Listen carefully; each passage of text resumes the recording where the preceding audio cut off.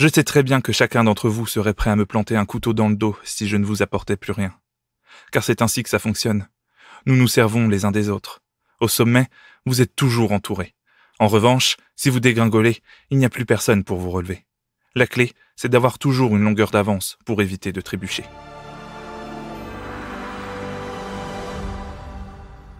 Bonjour à tous, moi c'est Jonathan Lhuillier et on se retrouve aujourd'hui avec mon avis du tout premier tome de la Noxiance, le pouvoir ancestral de Guillaume Guégan, sorti d'abord en auto-édition, puis en maison d'édition et à nouveau en auto-édition depuis peu.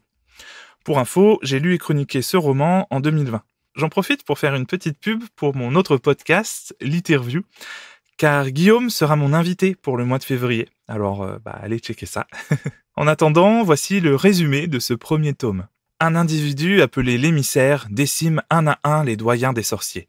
Ces derniers veillaient jusqu'alors sur le pouvoir ancestral, jadis divisé en 7 fragments. Le gouvernement magique est en alerte maximale, car les seuls mages capables de stopper l'ennemi sont 3 adolescents de 17 ans, Tyler, Sam et Jarod, ainsi qu'une jeune vampire, Morsana, restée au château de ses parents depuis sa plus tendre enfance. Qui les a désignés ? Pourquoi a-t-on choisi des gardiens si peu expérimentés alors qu'il existe de bien meilleurs sorciers ? D'autant plus qu'ils doivent gérer les tourments du début de leur vie d'adulte. Cependant, une autre question demeure sans réponse. Qui est le démon qui se cache dans l'ombre de l'émissaire en attendant son heure ?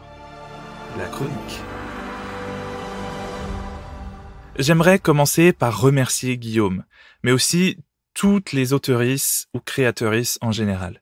J'ai lu ce roman dans un moment personnel très difficile et compliqué, et il m'a permis de m'échapper un peu de la réalité, pendant quelques heures au moins. C'est l'un des grands pouvoirs de la fiction, et il ne faut pas l'oublier. Les romans ne sont pas que des mots écrits sur du papier, loin de là. Ce roman aura donc toujours une petite place particulière dans mon esprit et dans mon cœur. Simplement, merci. J'avoue avoir eu beaucoup de mal à écrire cette chronique, ce qui est finalement plutôt normal vu les circonstances de ma lecture, mais je vais essayer de faire au mieux. J'ai été embarqué dans l'histoire dès les premières pages. Une ambiance bien particulière se dégageait du texte et j'avais l'impression de me retrouver à l'intérieur d'un film génial qui allait mêler tout ce que j'aime. Mystère, magie, suspense, originalité et j'en passe. Et je ne me trompais pas une seule seconde. J'ai plutôt été surpris, je dois l'avouer, car je ne m'attendais pas du tout à une histoire comme celle-ci, aussi bien sur le fond que sur la forme. Mais c'est plutôt une belle surprise au final. Ça m'a changé de ce que j'ai l'habitude de lire et ça fait beaucoup de bien. La chronologie particulièrement est ce qui m'a le plus surpris. Je m'attendais à quelque chose de rapide et court dans le temps, mais non, l'auteur prend son temps pour mettre en place l'histoire, les personnages, l'univers et tout le reste. Mais attention, quand je dis qu'il prend son temps, ce n'est pas du tout une critique, bien au contraire. C'est fait avec subtilité, intelligence, et en faisant en sorte qu'on ne s'ennuie jamais. Je ne suis d'ailleurs habituellement pas fan du tout des longs chapitres, mais ça ne m'a pas gêné du tout ici. Je ne voyais pas le temps passer durant ma lecture. Les chapitres interludes, suivant un 4e personnage principal, sont une très bonne idée et permettent de couper un peu avec le reste, pour mieux les retrouver. En parlant de personnages, je dois tirer mon chapeau à Guillaume. En effet, il y en a une multitude, mais il gère tout ce petit monde avec une dextérité impressionnante. On ne s'y perd jamais et les points de vue sont parfaitement maîtrisés, nous permettant de tout comprendre sans se poser de questions et de rendre le tout très fluide et agréable à lire. J'ai adoré le fait que les personnages de ce roman soient tous complètement différents les uns des autres. Aucun d'eux ne se ressemble et c'est ça qui est beau. L'auteur est d'ailleurs très inclusif et ça fait plaisir à lire, surtout que Guillaume arrive parfaitement à sortir des clichés et stéréotypes habituels. Franchement, ça fait un bien fou. Et je veux encore une fois le féliciter, surtout qu'il s'agit quand même de son tout premier roman à la base. Personnellement, j'ai eu un très gros faible pour Tyler et Max, mais aussi pour Sam, même s'il était bien trop effacé à mon goût, même si c'est tout à fait cohérent avec sa personnalité. Le réalisme de ce roman m'a également plutôt bluffé. En effet, bien que nous soyons dans un monde fantasy, tout est traité avec réalisme. Bon, sauf 2-3 choses qui m'ont un peu gêné, on va dire, mais ça passe quand même largement, surtout quand on considère tout le reste. Aussi bien au niveau des réactions et caractères des personnages, que les événements eux-mêmes et la vie, tout simplement.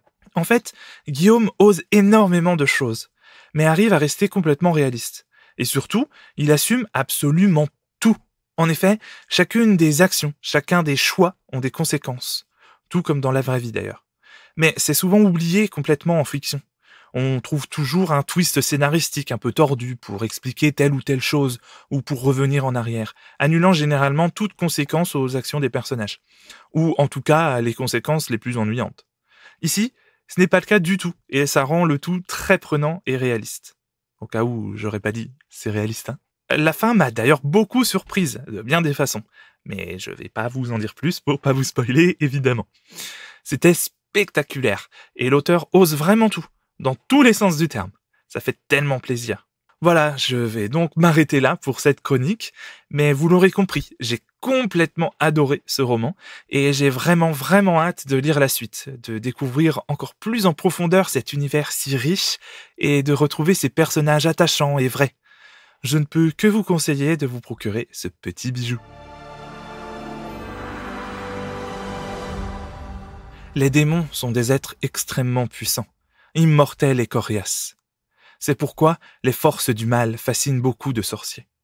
Il n'est pas rare que les plus jeunes d'entre nous, souvent les plus égarés, désirent s'en rapprocher.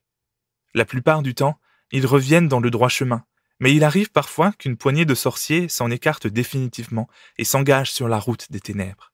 C'est la plus facile à parcourir parce qu'elle n'exige aucun sacrifice ni aucune introspection.